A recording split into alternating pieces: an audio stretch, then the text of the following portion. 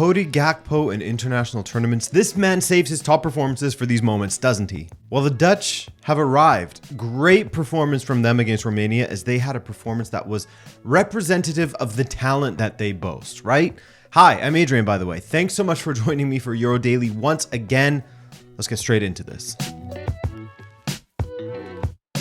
This felt like a home match for the Romanians early on, didn't it? So loud in the stadium, and the way they pressed from the start and almost got a goal immediately. But first, the lineup. As my big curiosity was what Koeman would do with Netherlands midfield after the Austrian calamity, what with Veerman getting pulled out after 30 minutes. It was a midfield two of Reinders and Schouten, while Bergwijn was brought in on the right wing, Simmons through the middle. The Dutch, again, their pace of play was a bit worrying to start this match. They were slowly passing around the back, while Romania were pressing them furiously and forcing errors out of them. Between that and their very well-known ability at striking from distance in this tournament, they were causing some issues for the Dutch. They were causing some close calls, for sure. But with that said, they did look vulnerable when the Dutch were playing balls in behind their defenders. That threat was always there, as they were playing with quite the high line at times. And after a very shaky opening 15 minutes, the Dutch started to gather themselves, and the man I warned about, Major Tournament Gakpo, he showed up in the 20th minute, cutting inside on Ratu far too easily and hitting a wicked strike to the near post that Nietzsche perhaps should have done better with. May have been cheating a bit, as he was expecting Gakpo to curl that to the far corner, but take nothing away from the placement and sheer venom that Gakpo put into that strike. Great goal on his part, and smart to play the near post as well. By the way, at that point in the match, the Dutch had scored 5 goals in this tournament, and Gakpo had 3 of them to his name. And the Dutch nearly had another just 6 minutes later, as De Vrij had a free header at the back post, but it went just on the wrong side of the post, hitting the side netting. Close call again for Romania. And again, 5 minutes later, as Dumfries made a great overlapping run, squared to Memphis. And if it wasn't for yet another top intervention from Dragusin, that would have been 2-0. Romania were on the edge there. They were giving away opportunities, and the Dutch were actually creating great opportunities themselves. Once they got the goal, the Dutch really settled in and played well. They got comfortable and started playing with flair. You had Memphis causing havoc on the dribble, Simmons with a Rabona cross. Simmons should have had one just before the half, by the way, when Dumfries cut it back for him, but he took a poor first touch and the chance was gone. I found that he was actually sort of dawdling on the ball a bit too much in the box. You know, there was opportunities later in the match as well where Xavi Simons had a great chance to just hit it first time or take one quick touch to set yourself and then strike it goal, but he just wouldn't do it. He'd take a touch, he'd try to go around a player to get a strike, and then the chance would go. At the half, the Dutch would have been very happy with their performance, as they were really in control of this game from about the 15th minute onward. If you're Romanian, you need your wide players to switch on defensively, especially Hagi on the left, because he was constantly caught out, and the Dutch almost had free passage down that flank. The one thing you would be nervous about was not extending your lead and allowing Romania to stay within touching distance by a goal. That would have been the one thing that you would have been a little bit worried about if you're Koeman. And wouldn't you know it, in the second half, that flank was a huge issue once again for Romania, as Hagi was caught ball watching and was lucky that Dumfries decided to dive instead of going for the ball. Wouldn't be the first time he'd do that in this match. Wouldn't be the last time he'd do that, I should say, in this match. Then Malen, who replaced Bergwijn at the half, was causing issues there as well on that right side. It was scary for Romania. And it was really one-way traffic in the second half, wasn't it? You had Van Dijk hitting the post, Gakpo's disallowed goal, Veerman just rolling the ball wide from a nice setup from Gakpo's back heel. The longer the match went on, the more numbers Romania had forward, the more opportunities the Dutch seemed to get. I mean, they were playing far up the pitch already and leaving opportunities on the counter. So when they were desperate for a goal, Romania that is, it was just like free Dutch runs at that back line. In the 81st minute, Romania looked to attack with pace as they had fresh legs on the pitch, and then Dumfries went down and feigned an injury, deceiving the referee and killing the attack.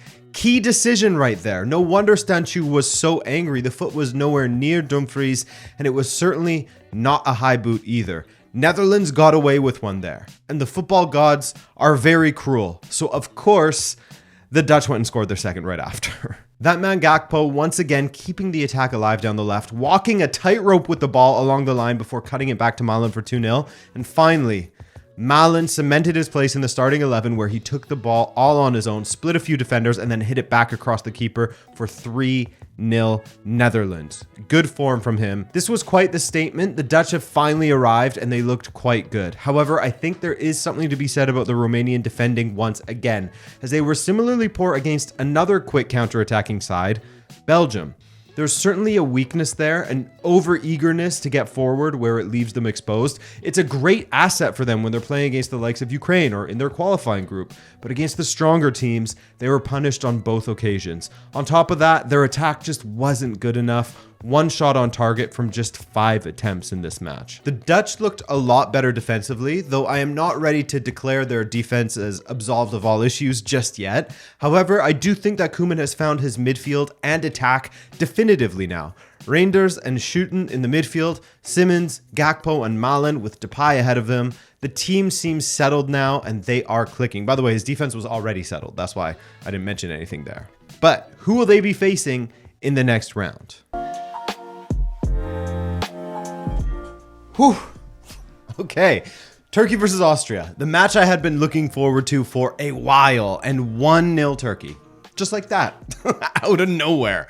A corner from Arda Güler wasn't dealt with. Patrick Pence had to palm it off the line, and Mert Günok was the first man on it to hammer it in for Turkey. What a start! 57 seconds into the match, and Turkey were ahead. Gotta say, pretty weak keeping from Pence, though, to not deal with the ball in, and then not overly convincing with how he and his defense dealt with the ball afterwards. But this Turkish back line, especially without Akedin, who started all 3 matches in the group stage, did look quite shaky in the group stage and gave up a lot of chances to their opponents. Would that be the same case in this match? Funnily enough, Austria nearly scored directly from a corner in a similar fashion to Turkey. This match was delivering on the bonker stuff I expected from it. And by the way, know how I said it sounded like a home match for Romania at the first match, in the first part of the first match?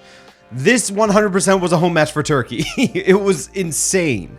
Early doors, however, Turkey did well to hold on to their lead thanks to the way that they held on to possession in the middle of the park. They would slowly make their way up the pitch in possession, not trying to rush their way past the Austrian defenders, or they would restrict Austria from playing through the middle of the park. This was the best that I had seen Turkey play in the tournament thus far. They had arrived.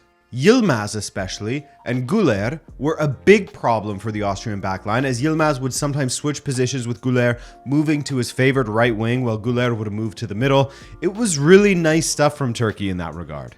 I think Austria were also guilty, I guess, of not pressing as well as they normally do, as the midfield would go forward, but the backline would hang back, leaving a big gap for the Turkish attackers to occupy and an easy outball to bypass that Austrian press. It was far too easy for them. Just occupy that negative space, they're out of there. But as the half went on, Turkey began sitting lower and lower, and the Austrians had the ball closer and closer to the Turkish box, but weren't really testing the Turkish keeper, were they? They had one chance in stoppage time, but it was nothing more than a half chance that Baumgartner sort of stabbed at. Other than that, Turkey did extremely well to keep them at bay. Perfect half for them. Steal a random goal out of nowhere and keep Austria at arm's length when it comes to their attack. Break the press. Try to get your runners forward. That's why Austria weren't playing with a higher line. Their back line was probably a little bit scared of the pace that Yildiz Güler and Yilmaz had in behind. Austria made 2 changes at the half. Muene, the left back, for Pras, while Gregoric came on for Schmid. Schmid was on a yellow. Gregoric scored a hat trick against Turkey in March. Nearly had a strike on goal just 1 minute into the second half, actually, but the ball had gone out of play before Baumgartner crossed it to him. Arnautovic has not been clutch this season. Piazzi, a forgettable one for him. He was played through one-on-one with the keeper around the penalty spot and wasn't able to beat him. Well done to Günok for flying out quickly and cutting down the angle, however. Really well done on his part, but Arnautovic, I feel like he should have converted that. But as we know, football is a game of taking your chances. The more you miss, the more lifelines you are handing your opponents. And yet again, from a corner, Güler whipped it in well. And yet again, Demiral converted. What?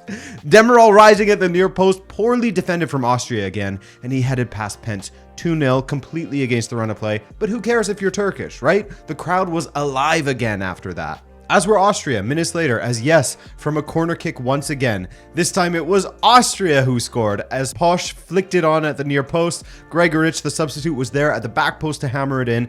2-1, game on once again with 24 minutes to play. The outball that I was speaking of earlier that Turkey had, that helped Turkey bypass the Austrian press, that disappeared because they dropped into an extremely low block. We're talking a block of 6 players, a 6-3-1 formation out of possession.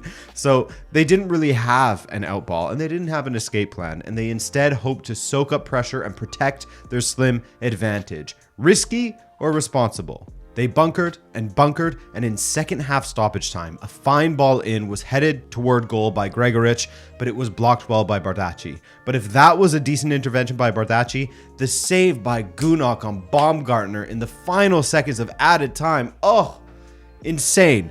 The reaction time, how he stretched to his right, I couldn't believe it. I was jumping up and down in my living room. That was sensational. I did not expect this from Turkey. By far their best performance overall, but defensive performance in particular. They were terrible against Portugal defensively. They were not convincing against Czechia, and there were some odd calls in that match that favored them, but their defensive performance against Austria was great.